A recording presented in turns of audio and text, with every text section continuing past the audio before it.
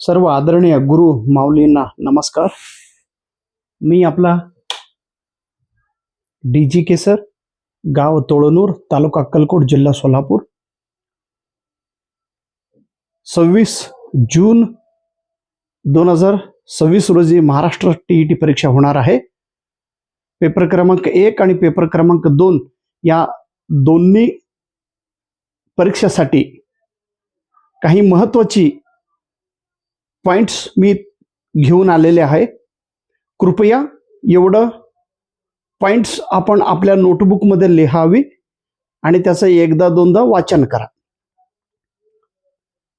सुरुवातीला मी तुम्हाला 100 कन्सेप्ट घेऊन 100 महत्वाची टर्म्स घेऊन आलेले आहे. पेपर 1 आणि पेपर दोन्हीसाठी हा उपयोग पडतो. The mental development of adolescent children, जे पौगंडावस्थातील असलेले जे विद्यार्थी असणार आहेत, पौगंडावस्था जे त्यांना आपण किशोर अवस्था असे म्हणतो, 10 ते 19 दरम्यान असलेले जे वय आहे, बाल्यावस्था आणि प्रौढ यांच्यामधला जो पिरियड आहे त्याला आपण ॲडोलसंट चिल्ड्रन असे म्हणतो. या adolescent children are marked by hero worshipping. ते हिरो वर्शिपिंग करण्याची, म्हणजे हिरो वर्शिपिंग, वर्शिप म्हणजे पूजा करणे, हिरो म्हणजे आदर्श व्यक्ती म्हणून ते पालन करत असतात. आता बघा, विराट कोहली सरांना हिरो मानतात प्रत्येक विद्यार्थी. Hero worshipping, adolescent children. सिनेमामधला हिरो किंवा एखाद्या प्लेयरना ते हिरो वर्शिपिंग करत असतात. G factor known as general ability is the past of two factor theory proposed by Charles Spearman. आता चार्ल्स स्पियरमन यांनी G फॅक्टर म्हणजे जनरल ॲबिलिटी, प्रत्येक विद्यार्थ्याकडे काही सामान्य बुद्धिमत्ता असतात असे ह्यांनी सांगितले, स्पियरमन. आणि हे 2 फॅक्टर थेअरी येण्या अगोदरचा हा थेअरी आहे, जनरल थेअरी. आता bipolar scale is used in semantic scale. Bipolar scale द्विध्रुवीय म्हणजे 2 ध्रुवीय स्केल कुठे वापरतात? सिमॅन्टिक डिफरन्शियल स्केल मध्ये वापरतात. सिमॅन्टिक म्हणजे अर्थ, एखाद्या विषयाबद्दल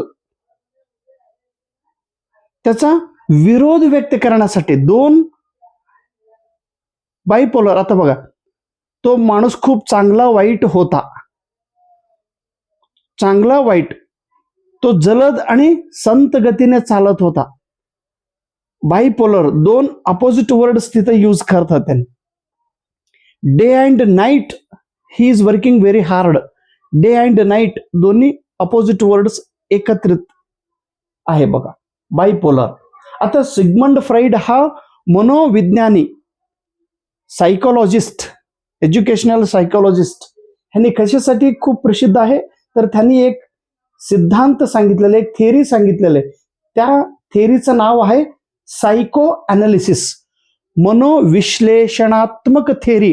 सिग्मंड फ्राईड यांनी सांगितलेले आहे. हे पेपरला विचारतात बघा. सिग्मंड फ्राईड हे मनोविश्लेषणासाठी, सायको अनालिसिससाठी हा प्रसिद्ध आहे. Abraham Maslow theory of motivation. मास्लोंचं एक थेअरी आहे मोटिवेशन बद्दल, प्रेरणाबद्दल. आणि हे मोटिवेशन थेअरी कशाच्या आधारित आहे? इट वॉज बेस्ड ऑन ह्युमॅनिझम, मानवतावादी या तत्वावर अब्राहम मास्लो यांनी मोटिवेशनचा थेअरी सांगितलेले आहे. आता ह्यांचाच अजून एक थेअरी आहे, मास्लो थेअरी इज बेस्ड. ह्यांचा एक खूप प्रसिद्ध थेअरी आहे अब्राहम मास्लोचा, the hierarchy of needs. Hierarchy of needs म्हणजे गरज. प्रत्येक विद्यार्थ्यांना वेगवेगळा गरज असतो. अगोदर बेसिक गरज, सायकोलॉजिकल गरज, फिजिकल गरज, जे नीड्स आहे त्यांच्या थेअरी हा नीड्स म्हणजे गरजच्या आधारे त्यांनी थेअरी सांगितलेल्या आहेत. इथं दरवेळी हा प्रश्न विचारतात, ह्याचा फुल फॉर्म विचारतात. CWSN. सी म्हणजे चाइल्ड, विथ, डब्ल्यू म्हणजे विथ, एस म्हणजे स्पेशल, एन म्हणजे needs. Child with special needs हा त्याचा फुल फॉर्म आहे. आता ह्युमन ग्रोथ अँड डेव्हलपमेंट, प्रत्येक मानवांचा वाढ आणि विकास कोणत्या घटकाच्या आधारित होत असतो? ग्रोथ अँड डेव्हलपमेंट कशाच्या आधारित किंवा त्याच्यावर कशाचा परिणाम होत असतो? It is influenced by heredity and environment. अनुवंशिकता आणि पर्यावरण याचा परिणाम ह्युमन ग्रोथ आणि डेव्हलपमेंटमध्ये होत असतो. इथे एक भाषाशास्त्रज्ञ आहे नॉम चॉम्स्की. नोम चॉम्स्की यांनी काय म्हणतात? He said that children are born into the world with language acquisition device. जे मुलं जन्माला येतात, ज्यांचा जन्म होतो, प्रत्येक मुलामध्ये भाषा शिकण्यासाठी कौशल्य त्यांच्यामध्ये असतोच. तो महाराष्ट्रात जन्मला तर मराठी बोलतो, तोच मुलगा तमिळनाडूमध्ये जन्मला तर तमिळ बोलतो, कर्नाटकमध्ये जन्मला तर कानडी बोलतो, कर्नाटक महाराष्ट्र बॉर्डरवर अक्कलकोटमध्ये जन्मला तर कन्नड आणि मराठी दोन्ही बोलतो. लँग्वेज ॲक्विजिशन डिव्हाइस त्याच्यामध्ये असतो. आता अनोरेक्सिया नर्वोसा, हे बघा खूप वेळ ह्याच्यावरती प्रश्न विचारलेले आहे आणि विचारतात. अनोरेक्सिया नर्वोसा, अनोरेक्सिया नर्वोसा हे कशाचे संबंधित? ही एक आजार आहे, ही एक मानसिक आजार आहे. कशाच्या संबंधित?